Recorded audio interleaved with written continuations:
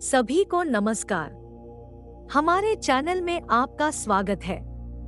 भगवान शिव का नाम लेकर हम शिव पुराण के महात्म्य में पंचमोध्याय का पठन और श्रवण करेंगे। ओम नमः शिवाय। महात्म्य। अथ पंचमोध्याय। चंचला के प्रयत्न से पार्वती जी की आज्ञा पाकर तुम्बुरु का विंध्य पर्वत पर शिव पुराण की कथा सुनाकर बिंदुक का पिशाचोनी से उद्धार करना तथा उन दोनों दंपति का शिवधाम में सुखी होना। शौनकजी बोले, हे महाभाग सूत जी, आप धन्य हैं, आपकी बुद्धि भगवान शिव में लगी हुई है। आपने कृपा पूर्वक यह शिव भक्ति को बढ़ाने वाली अद्भुत कथा हमें सुनाई। हे महामते, सद्गति प्राप्त करने के बाद वहां जाकर चंचला ने क्या किया और उसके पति का क्या हुआ, यह सब वृत्तांत विस्तार से हमें बताइए। सूत जी बोले, हे शौनक, एक दिन परमानंद में निमग्न हुई चंचला ने उमादेवी के पास जाकर प्रणाम किया और दोनों हाथ जोड़कर वह उनकी स्तुति करने लगी। चंचला बोली, हे गिरिराजनंदिनी, हे स्कंदमाता, मनुष्यों ने सदा आपकी सेवा की है। समस्त सुखों को देने वाली है शंभुप्रिय, हे ब्रह्मा स्वरूपिणी, आप विष्णु और ब्रह्मा आदि देवताओं द्वारा सेव्य हैं। आप ही सगुणा और निर्गुणा भी है तथा आप ही सूक्ष्मा सच्चिदानंद स्वरूपिणी आद्या प्रकृति है। आप ही संसार की सृष्टि, पालन और संहार करने वाली है। तीनों गुणों का आश्रय भी आप ही है। ब्रह्मा, विष्णु और महेश्वर, इन तीनों देवताओं का आवास स्थान तथा उनकी उत्तम प्रतिष्ठा करने वाली पराशक्ति आप ही है। सूत जी बोले, हे शौनक, जिसे सद्गति प्राप्त हो चुकी थी वह चंचला इस प्रकार महेश्वर पत्नी उमा की स्तुति करके सिर झुकाए चुप हो गई। उसके नेत्रों में प्रेम के आंसू उमड़ आए थे। तब करुणा से भरी हुई शंकर प्रिया भक्तवत्सला पार्वती देवी चंचला को संबोधित करके बड़े प्रेम से इस प्रकार कहने लगी। पार्वती बोली, हे सखी चंचले, हे सुंदरी, मैं तुम्हारी की हुई इस स्तुति से बहुत प्रसन्न हूँ। बोलो, क्या वर मांगती हो? तुम्हारे लिए मुझे कुछ भी अदेय नहीं है। सूत जी बोले, पार्वती के इस प्रकार कहने पर चंचला उन्हें प्रणाम करके दोनों हाथ जोड़कर नतमस्तक हो प्रेम पूर्वक पूछने लगी। चंचला बोली, हे निष्पाप गिरिराज कुमारी, मेरे पति बिंदुक इस समय कहाँ है? उनकी कैसी गति हुई है यह मैं नहीं जानती। कल्याण में दीनवत्सले, मैं अपने उन पतिदेव से जिस प्रकार संयुक्त हो सकूं, कृपा करके वैसा ही उपाय कीजिए। हे महेश्वरी, हे महादेवी, मेरे पति एक शूद्र जातीय वेश्या के प्रति आसक्त थे और पाप में ही डूबे रहते थे। उनकी मृत्यु मुझसे पहले ही हो गई थी। वे न जाने किस गति को प्राप्त हुए हैं। सूत जी बोले, चंचला का यह वचन सुनकर नीतिवत्सला हिमालय पुत्री देवी पार्वती ने अत्यंत प्रेमपूर्वक यह उत्तर दिया। गिरिजा बोली, हे सुते, तुम्हारा बिंदुक नाम वाला पति बड़ा पापी था। उसका अंत करण बड़ा ही दूषित था।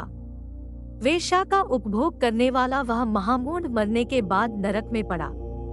अगणित वर्षों तक नरक में नाना प्रकार के दोहक भोग कर वह पापात्मा अपने शेष पाप को भोगने के लिए विंध्य पर्वत पर पिशाच हुआ है। इस समय वह पिशाच की अवस्था में ही है और नाना प्रकार के क्लेश उठा रहा है। वह दुष्ट वही वायु पीकर रहता है और सदा सब प्रकार के कष्ट सहता है।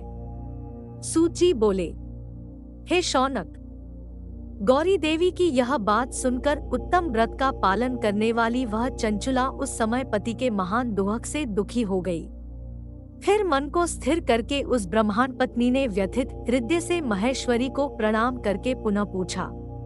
चंचला बोली, हे महेश्वरी, हे महादेवी, मुझ पर कृपा कीजिए और दूषित कर्म करने वाले मेरे उस दुष्ट पति का अब उद्धार कर दीजिए। हे देवी, कुत्सित बुद्धि वाले मेरे उस पापात्मा पति को किस उपाय से उत्तम गति प्राप्त हो सकती है? यह शीघ्र बताइए। आपको नमस्कार है। सूत बोले। उसकी यह बात सुनकर भक्तवत्सला पार्वती जी अपनी सखी चंचला से प्रसन्न होकर ऐसा कहने लगी।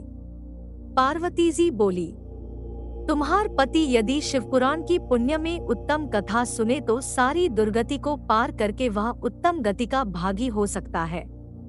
अमृत के समान मधुर अक्षरों से युक्त गौरी देवी का यह वचन आदर पूर्वक सुनकर चंचला ने हाथ जोड़कर मस्तक झुकाकर उन्हें बारंबार प्रणाम किया और अपने पति के समस्त पापों की शुद्धि तथा उत्तम गति की प्राप्ति के लिए पार्वती देवी से यह प्रार्थना की कि मेरे पति को शिवपुराण सुनाने की व्यवस्था होनी चाहिए।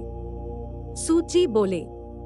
उस ब्रह्मांड पत्नी के बारंबार प्रार्थना करने पर शिवप्रिया गौरी देवी को बड़ी दया आई। उन भक्तवत्सला महेश्वरी गिरिराज कुमारी ने भगवान शिव की उत्तम कीर्ति का गान करने वाले गंधर्वराज तुम्बुरु को बुलाकर उनसे प्रसन्नता पूर्वक इस प्रकार कहा। गिरिजा बोली, मेरे मन की बातों को जानकर मेरे अभीष्ट कार्यों को सिद्ध करने वाले तथा शिव में प्रीति रखने वाले हे तुम्बुरु, मैं तुमसे एक बात कहती हूँ, तुम्हारा कल्याण हो। तुम मेरी इस सखी के साथ शीघ्र ही विंध्य पर्वत पर जाओ। वहाँ एक महाघोर और भयंकर पिशाच रहता है।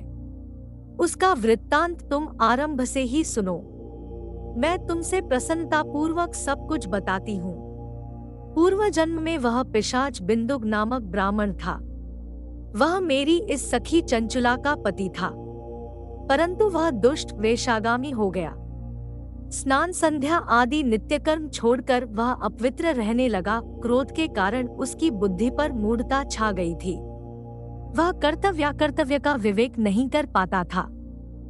अभक्ष भक्षण, सज्जनों से द्वेष और दूषित वस्तुओं का दान लेना, यही उसका स्वाभाविक कर्म बन गया था।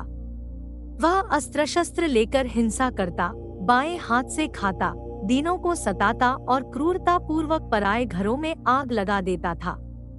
वह चांडालों से प्रेम करता और प्रतिदिन वेश्या के संपर्क में रहता था। वह बड़ा दुष्ट था।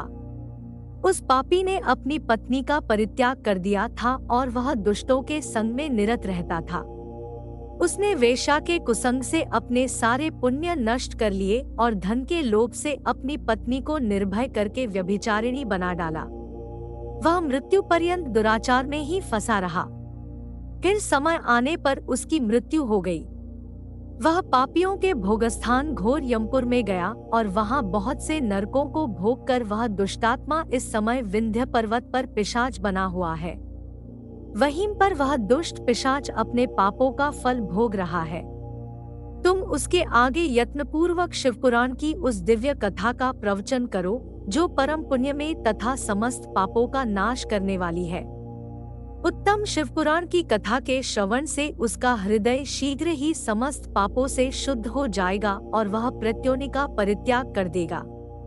दुर्गति से मुक्त होने पर उस बिंदुक नामक पिशाच को मेरी आज्ञा से विमान पर बिठाकर तुम भगवान शिव के समीप ले आओ। सूची बोले, हे शौनक, महेश्वरी उमा के इस प्रकार आदेश देने पर गंधर्वराज तुम्बुरु मन ही मन बड़े प्रसन्न हुए और उन्होंने अपने भाग्य की सराहना की। तत्पश्चात उस पिशाच की सती साध्वी पत्नी चंचला के साथ विमान पर बैठकर नारद के प्रिय मित्र तुम्बुरु वेगपूर्वक विंध्याचल पर्वत पर गए, जहां वह पिशाच रहता था। वहां उन्होंने उस पिशाच को देखा। उसका शरीर विशाल था और उसकी ठोड़ी बहुत बड़ी थी।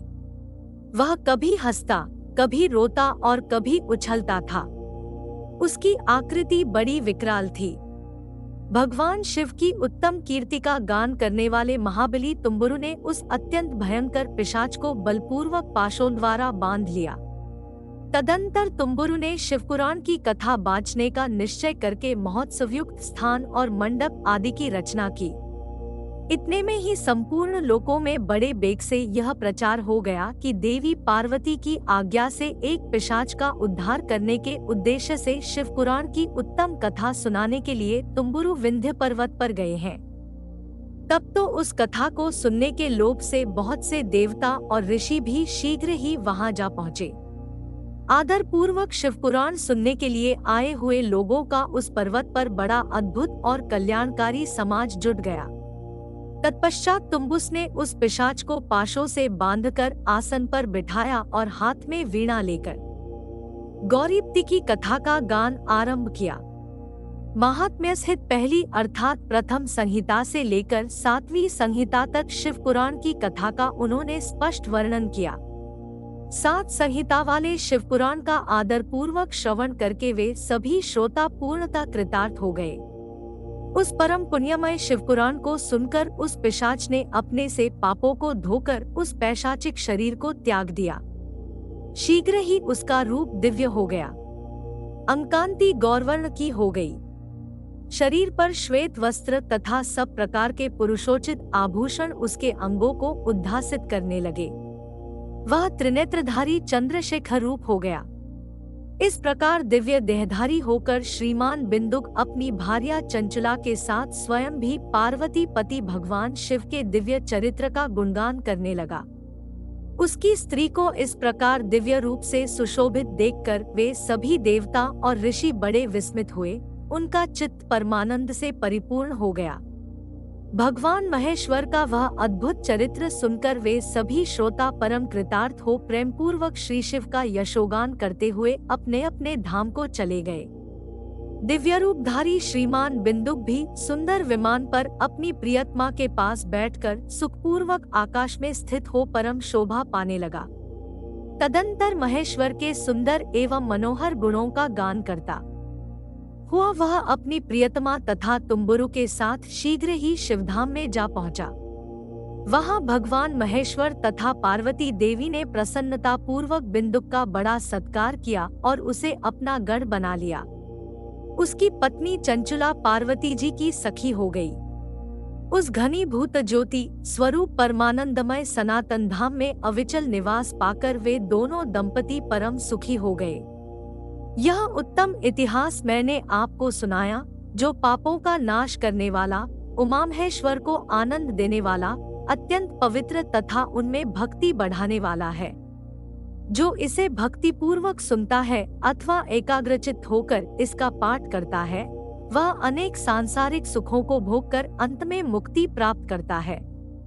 इस प्रकार श्री स्कंद महापुराण के अंतर्गत शिवपुराण महात्म्य में बिंदुक सद्गति वर्णन नामक 5वां अध्याय पूर्ण हुआ। हमारे साथ जुड़े रहने के लिए धन्यवाद। यदि आपको यह वीडियो अच्छा लगे तो वीडियो को लाइक करें और चैनल को सब्सक्राइब करें। ओम नमः शिवाय।